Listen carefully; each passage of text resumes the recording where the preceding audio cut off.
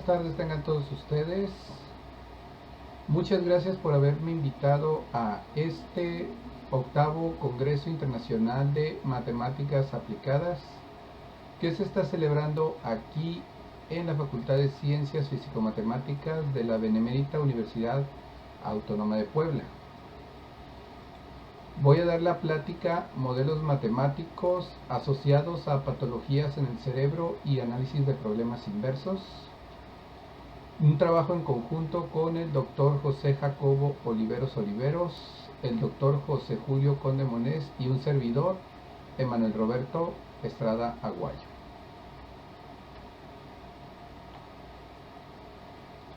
Bien, la plática la vamos a seguir en base a este esquema. Vamos a ver los objetivos de la modelación de los modelos, las propiedades conductoras, los modelos para las calcificaciones, los tumores, los dos modelos propuestos para las calcificaciones, los dos modelos propuestos para los tumores y la solución para el modelo número 2.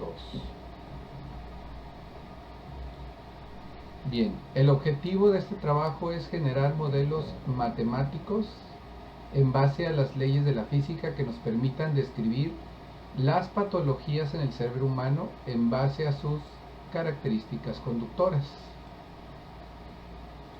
Bien, el cerebro humano, por medio de la sinapsis neuronal, se producen constantes conducciones de electrones, es decir, hay una actividad bioeléctrica dentro del cerebro humano. Dicha actividad bioeléctrica puede ser medida con un aparato que se llama electroencefalograma y se representa por medio de esta gráfica, la cual mide lo que viene siendo la actividad eléctrica del cerebro. Se mide del lado izquierdo y del lado derecho. Cuando ocurren ciertas patologías dentro del cerebro, esta actividad bioeléctrica se ve alterada y la manera en que se caracteriza estas patologías es en base a la conductividad eléctrica. La conductividad eléctrica de las lesiones cerebrales va a variar de acuerdo a cada situación patológica. Tomando en cuenta las caracterizaciones de las mismas de acuerdo a la naturaleza de su conductividad, tenemos un parámetro llamado sigma 0 que va a ser la conductividad propia de la patología. Otra conductividad llamada sigma 1 que va a ser la conductividad de una capa fibrosa que se va a generar alrededor de la lesión, la cual se puede distinguir en esta parte. Tenemos la lesión, alrededor vemos una parte roja y luego vemos una parte un poco más rosadita que le vamos a llamar zona de penumbra. Entonces, en esta parte roja se genera una capa fibrosa, la cual tiene una conductividad diferente a la lesión y diferente al cerebro sano. Una forma de representarla esquemáticamente es en base a regiones, donde la región de la patología le vamos a llamar omega 1, a la parte roja que viene siendo la frontera de esta región, aquí va a estar representada la capa fibrosa, y omega 2 viene siendo el resto del cerebro sano, donde la frontera S2 de la región omega 2 va a corresponder al cuero cabelludo, donde se colocan los electrones, estos electrones que van a medir esta actividad cerebral. Entonces tenemos la siguiente característica. Si la conductividad de la capa fibrosa sigma 1 es mucho mayor que la conductividad del cerebro, se considera la presencia de un tumor. En cambio, si la conductividad sigma 1 es mucho menor que la conductividad sigma 2, estaremos en presencia de una calcificación. Es así como vamos a caracterizar las patologías en el cerebro.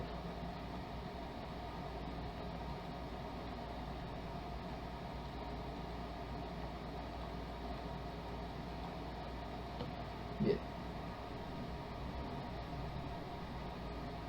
Las calcificaciones son ciertos depósitos de calcio que en vez de ir a los huesos o a los dientes, se alojan por alguna razón en el cerebro, dando pie a lo que se conocen como calcificaciones cerebrales. Entonces, estas calcificaciones, por efecto defensivo del cuerpo, es envuelto en la capa fibrosa, y esa capa fibrosa aísla esta calcificación del cerebro sano. Pero por la misma presencia de la calcificación, el cerebro y su conductividad se ve visiblemente alterada. Entonces, para las calcificaciones proponemos dos modelos. El primer modelo, considerando que la capa fibrosa es una fuente volumétrica, es decir, una región alrededor de la región donde se caracteriza la anomalía, la patología, se envuelve otra región volumétrica que corresponde a la capa fibrosa, apareciendo una frontera en dicha región y otra frontera en la región de la patología, y teniendo que la frontera de la región omega 3 que corresponde al cerebro sano viene siendo lo que representa el cuero cabelludo, y se tiene el siguiente problema de contorno. El laplaciano de U0 es igual a 0 en omega 0, laplaciano de U1 es igual a F. Aquí aparece la fuente dentro de la región omega 2, en este caso es omega 2, aquí hay un pequeño error, y se sujetan a las condiciones de frontera que se nombran aquí. El segundo modelo, tomamos en cuenta que la región es una superficie de separación, por lo tanto tenemos una frontera superficial, y se propone el modelo siguiente.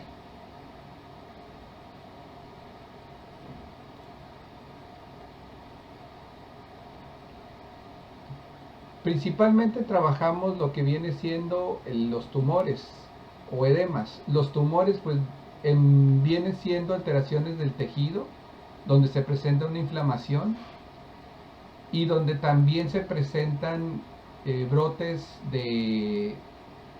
y rupturas de vasos sanguíneos, aumentando la conductividad eléctrica, ya que la sangre es conductivamente mayor al cerebro sano.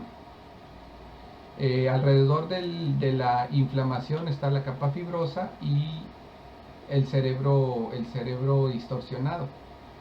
Y aquí aparece lo que le denominamos zona de penumbra. En el caso de los edemas, pues viene siendo claramente una hemorragia dentro del cerebro. Y pues, dado que las características de conductividad son similares, se trabaja con el mismo modelo. Entonces, siguiendo las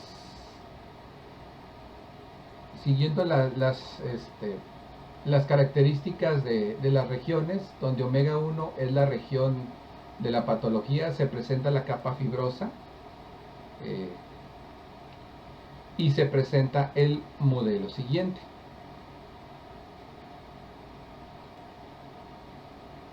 En el caso del modelo 2, donde tenemos que la capa fibrosa es una superficie de separación, una región que separa la patología del cerebro sano, tenemos el siguiente problema de contorno. Entonces, las soluciones se presentan tanto en 2 como en 3 dimensiones. Las soluciones en 2 dimensiones pueden ser expresadas en términos de series de Fourier, Se trabaja la solución de estos modelos como una forma metodológica de aprendizaje, tanto de la forma de expresión de las soluciones así como de los resultados. Las soluciones del problema para el caso de 3 dimensiones se presentan planteando una solución expresada en términos de armónicos esféricos, encontrando la medición en la frontera S2. Entonces, del modelo 2 partimos a una solución analítica en 2 dimensiones. Para la solución del problema directo, vamos a considerar que la función que se presenta en la capa fibrosa se puede ser expresada de forma armónica. Esto porque toda la función en ese espacio puede escribirse como una suma de funciones armónicas. Y una función que es ortogonal a las funciones armónicas. La parte armónica de la fuente produce la misma medición que la propia fuente. La otra componente producirá una medición nula o una medición despreciable. De esto se considera que la fuente puede ser expresada en estos términos de coeficientes de Fourier, donde fk1 viene siendo coeficientes de Fourier expresados de esta manera, asociados a la fuente que está localizada en el interior de la región omega 1. Se proponen los siguientes potenciales, donde los coeficientes AK, BK, CK y DK de los potenciales son desconocidos y se determinan de las condiciones del problema. Aplicando el operador laplaciano al potencial U1 en coordenadas polares se halla las siguientes soluciones en base a los coeficientes de Fourier. Haciendo el álgebra correspondiente en los potenciales, hallamos el potencial restringido a R2, es decir, el potencial restringido a la frontera S2 en función de los coeficientes de Fourier antes vistos, que corresponderán a la medición teórica o exacta sobre el cuero cabelludo, y este puede ser expresado de la siguiente forma.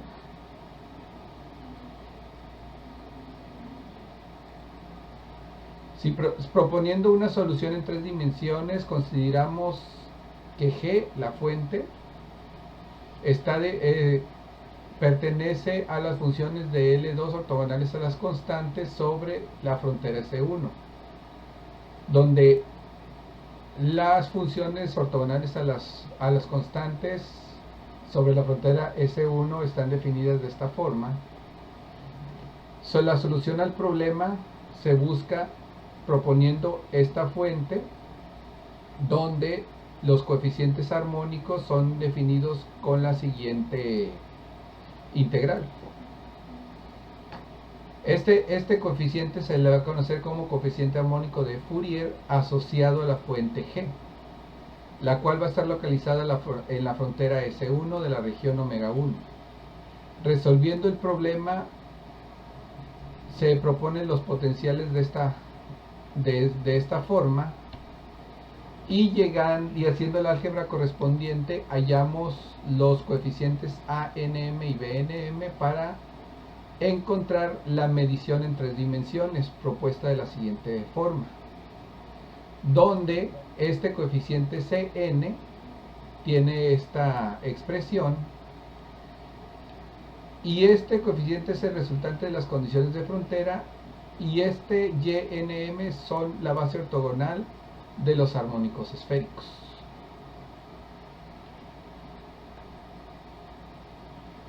En el caso de una función para una fuente volumétrica, tenemos que la función podemos definirla en el espacio ortogonal a las constantes definido sobre omega 1, donde este espacio se expresa de la siguiente forma, y el problema vamos a buscarlo de la forma proponiendo la siguiente fuente armónica, donde esta fuente tiene coeficientes armónicos expresados de esta forma.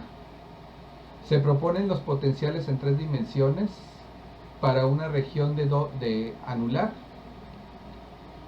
y llegamos a las mediciones haciendo el álgebra, donde las mediciones es el potencial que corresponde al EEG, al electroencefalograma, restringido a la frontera S2, los cuales están definidos de la siguiente manera. A su vez, también propusimos una solución analítica del problema inverso, en 2 dimensiones y en 3 dimensiones. Dada la medición con error, para encontrar una solución estable de este problema inverso se considera el funcional de Tíjono, en base a que satisface donde el mínimo de f alfa satisface las siguientes ecuaciones normales. A asterisco es el operador adjunto de A y se define a través del problema de contorno. Solucionando este problema de contorno, definimos el operador adjunto como A aster de psi igual a sigma 1 sobre menos sigma 1 sobre sigma 2 W restringido a omega 1, donde W es la solución del problema adjunto. La solución la buscamos proponiendo los siguientes potenciales y dando la fuente de esta característica. Al resolver el álgebra correspondiente llegamos a esta expresión. De esto A aster está definido como de la siguiente forma. Y para hallar una solución estable del problema inverso debemos resolver las ecuaciones normales que se mencionaron anteriormente, estas ecuaciones. Entonces, al resolver estas ecuaciones aplicamos el operador adjunto y llegamos que los coeficientes de Fourier pueden ser expresados de la siguiente manera, y estos van a depender del parámetro alfa. Para hallar el problema inverso en 3 dimensiones aplicamos la misma metodología, solo que esta vez definimos el operador adjunto en omega 1 sobre omega 1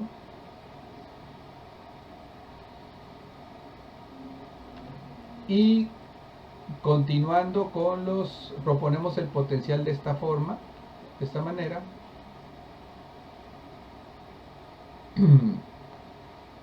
Proponemos los potenciales de esta manera y aplicando las condiciones de compatibilidad, las condiciones de frontera, las condiciones propuestas, llegamos que el potencial puede ser expresado de esta forma, donde este Zn adquiere esta forma.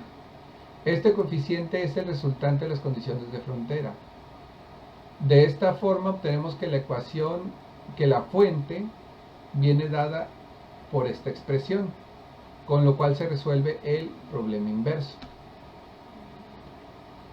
Por otro lado, considerando los dos operadores A y A aster definidos de la siguiente forma, aquí se define A, aquí se define A aster. En series de Fourier el operador A está dado por esta expresión, donde este coeficiente CFN sigma está dado de esta forma, y A asterisco está dado por esta expresión. Al aplicar las ecuaciones, dada la medición B delta, para resolver el problema inverso, vamos a considerar este funcional, cuyo mínimo satisface las ecuaciones normales, vemos aquí, y aplicando la función A y A aster se obtiene la siguiente expresión. Para cada valor de n y m según la ecuación se obtiene las siguientes expresiones. Al despejar fnm obtenemos la solución del problema inverso, donde b delta nm vienen siendo los coeficientes armónicos de Fourier. A la solución analítica del problema directo programamos hicimos los programas de MATLAB para ver las expresiones. Obtuvimos esta fuente, la fuente exacta, la fuente aproximada y la fuente recuperada con los coeficientes, con el método de Tijon. Consideraciones. Ya les comenté que el cerebro, al tener una patología, es envuelto por una capa fibrosa, y dentro de esta capa fibrosa, entre el cerebro sano y la patología, se presenta una zona de penumbra.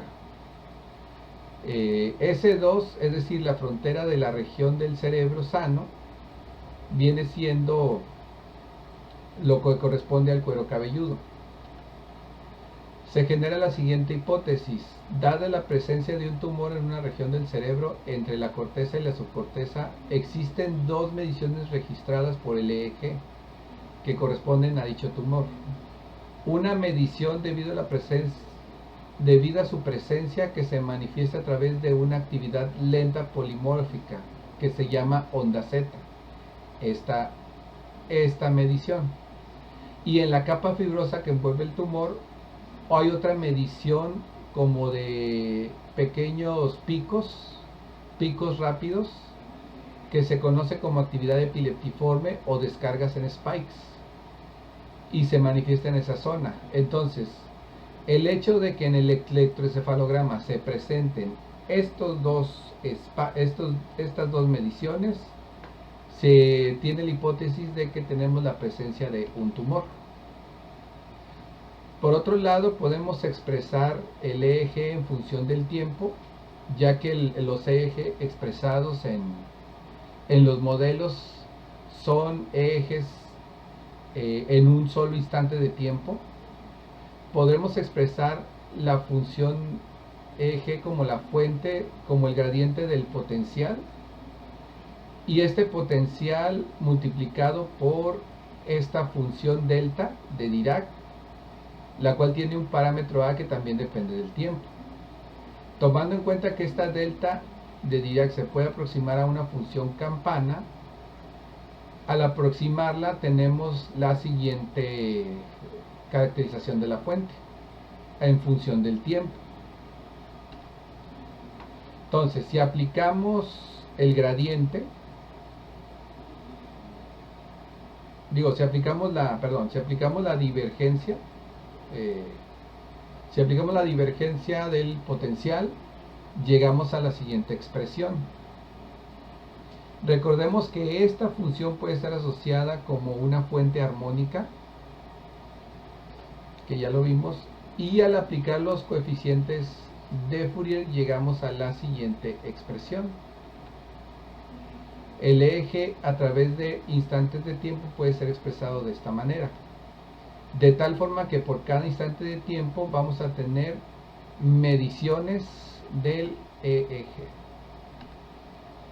El objetivo es llegar a encontrar un EEG sintético con estos modelos, el cual nos pueda servir para comprobar EEGs medidos en personas que tengan estas patologías, y con eso dar un pequeño paso para hacer del proceso de electroencefalografía un proceso de tomografía.